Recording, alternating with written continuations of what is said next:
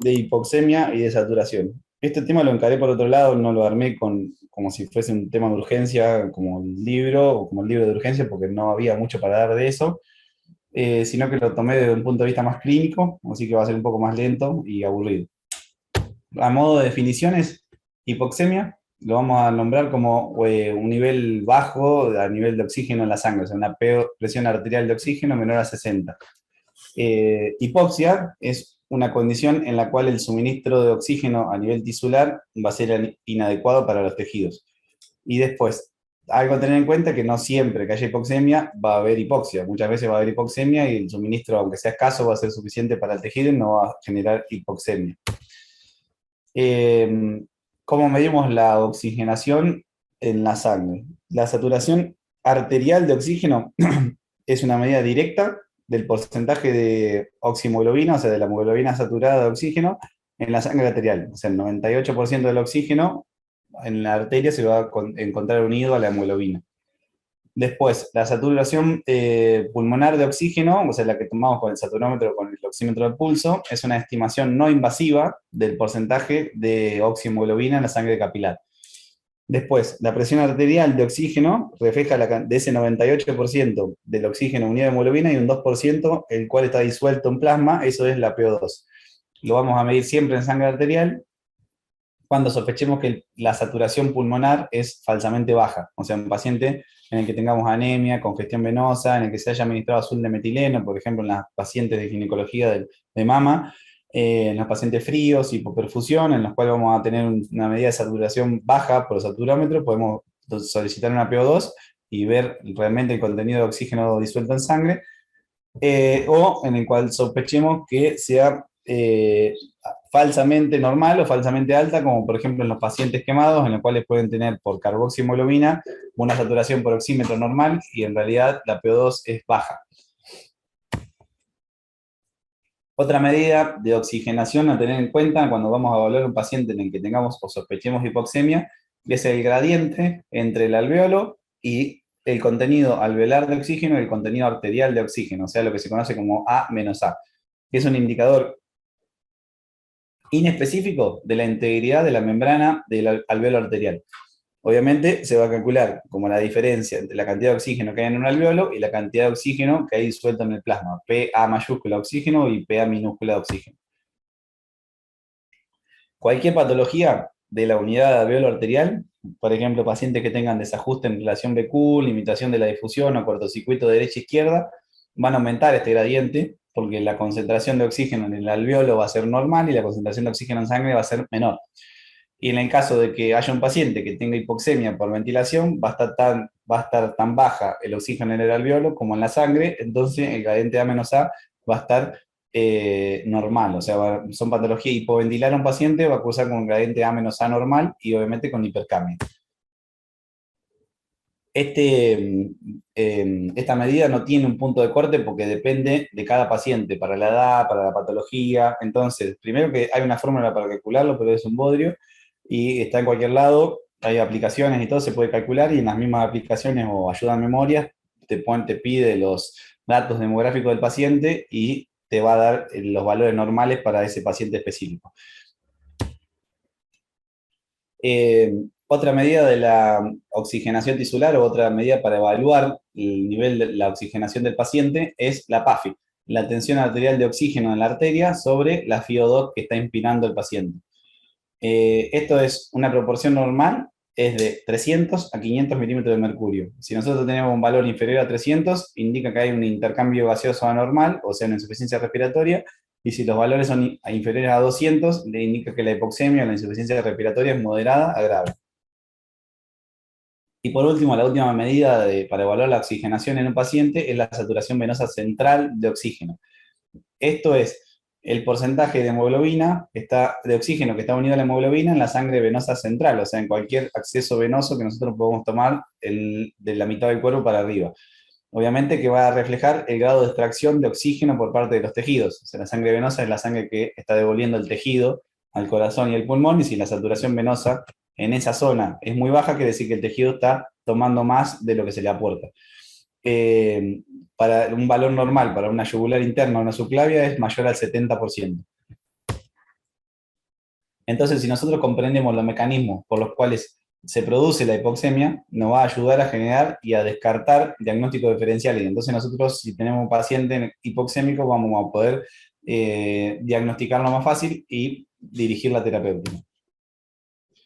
Como fisiopatología, para que un paciente esté hipoxémico, tenemos 7 mecanismos. En cuanto, la mayoría, hay unos cuantos que son mecanismos crónicos, hay algunos que pueden ser agudos y que nos pueden interesar a nosotros como para una alteración a nivel del nivel de oxígeno en sangre en un quirófano. Lo primero es desajuste entre la ventilación y la perfusión, o sea, un valor del BQ alterado. Otro mecanismo es el cortocircuito de derecha-izquierda, puede ser por hipoventilación, puede ser por patología a nivel de la membrana alveolo capilar, entonces que limite la difusión de oxígeno.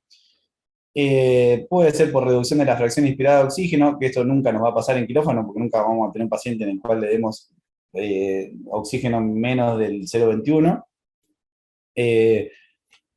Puede ser por reducción de la capacidad de carga y de transporte de oxígeno a nivel sanguíneo o por aumento del cociente o de extracción tisular de oxígeno. El primer mecanismo de desajuste del BQ se refiere a un desequilibrio entre la ventilación y el flujo sanguíneo del pulmón. O sea, puede ser que esté llegando aire o aire inspirado a zonas no ventiladas, a zonas no perfundidas, o al revés, que tengamos zonas perfundidas no ventiladas. Una de las etiologías para desajuste del BQ, vamos a tener enfermedad embólica. Por ejemplo, si nosotros tenemos un TEP, vamos a tener muchas zonas en las cuales vamos a tener espacio muerto, ventilado, pero no perfundido porque la parte vascular va a estar obstruida.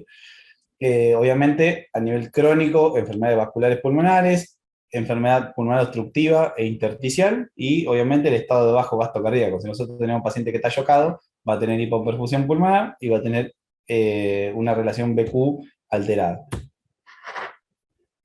Uno de los puntos como para sospechar que el paciente está hipóxico porque tiene una alteración del BQ es que son patologías que generalmente van a corregir con oxígeno suplementario.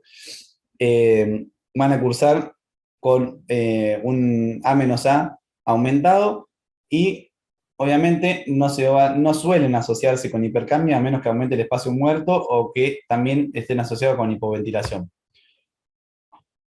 Otro de los mecanismos puede ser la derivación de derecha a izquierda, la derivación sanguínea, cuando la sangre pasa del lado derecho al izquierdo sin pasar por la parte, sin oxigenarse básicamente. La relación BQ en este caso va a estar extremadamente baja porque la perfusión va a ser baja y en algunos sectores puede llegar a ser una relación BQ de cero, o sea, son zonas que van a estar ventiladas pero que van a estar totalmente sin perfundir. Un efecto neto de esta derivación de derecha a izquierda va a ser hipoxemia, con una difícil corrección con el oxígeno suplementario, o sea, van a ser pacientes en el cual nosotros vamos a subir la FIO, pero van a seguir hipóxicos, y si nosotros calculamos el A-A de ese paciente, va a estar ampliado. Y es raro que sean pacientes hipercámnicos. Puede ser derivación anatómica, que sería algo más crónico que no nos va a pasar a nosotros en el quirófano, o la derivación fisiológica, cuando nosotros tenemos alvéolos que se perfunden, pero que no se ventilan. Entonces, por ejemplo, en un paciente atelectásico lo vamos a tomar como una derivación de derecha a izquierda. Son alvéolos colapsados o alvéolos ocupados con sangre, con pus, con agua, en los cuales no llega aire, pero sí llega sangre. O sea, la sangre pasa, no tiene contacto con el aire, no se oxigena y vuelve directamente al circuito izquierdo. Otro de los mecanismos es la hipoventilación. Esto es raro de verlo en un paciente ventilado nuestro. Puede ser en una paciente con una sedación o paciente con, paciente con una sedación en el cual nosotros vamos a tener disminución del volumen minuto. Y lo que caracteriza al paciente hipóxico secundario a hipoventilación es la hipercapnia. El gradiente A-A, como no hay patología a nivel alveolar, no va a estar alterado. Y son patologías que corrigen fácilmente con oxígeno suplementario. O sea, nosotros un paciente hipoventila, le ponemos una mascarita o una bigotera y va a corregir la oxigenación. No va a corregir la hipercapnia, pero sí la oxigenación. Puede ser en nuestro medio por dolor, por opioides o pacientes que salgan de quirófano y tengan una relajación muscular residual.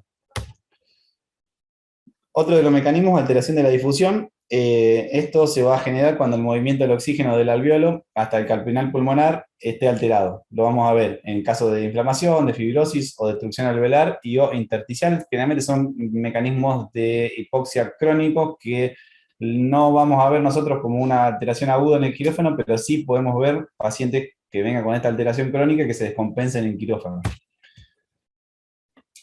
La alteración de la difusión lo podemos ver por el tiempo de tránsito disminuido, o sea, por un paciente que esté hiperdinámico, taquicárdico, hipertenso, la sangre va a pasar más rápido de lo que debería pasar por el capilar pulmonar, entonces la hematosis no se va a generar correctamente.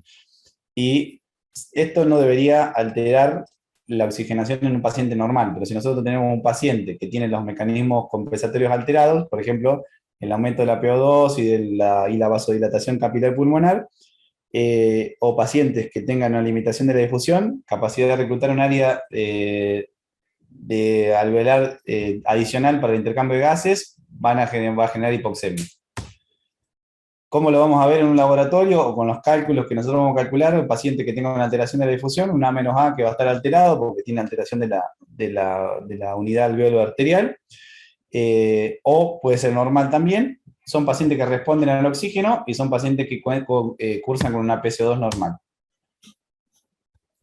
Reducción de la capacidad de transporte, los pacientes que tienen una anemia severa, va a generar hipoxia tisular sin hipoxemia real, porque nosotros vamos a ver una PO2 y va a ser normal, y también van a cursar con una saturación pulmonar de oxígeno normal, porque la poca hemoglobina que tiene va a estar saturada al 100%. Y otra de las causas de hipoxemia que podemos tener en un paciente, que lo vamos a ver bastante más seguido nosotros en quirófano, más que nada en los pacientes chocados, es un aumento del cociente de extracción. O sea, el tejido toma cantidad excesiva de oxígeno de la sangre capilar, entonces lo que va a generar es una disminución del contenido de oxígenos a nivel sanguíneo.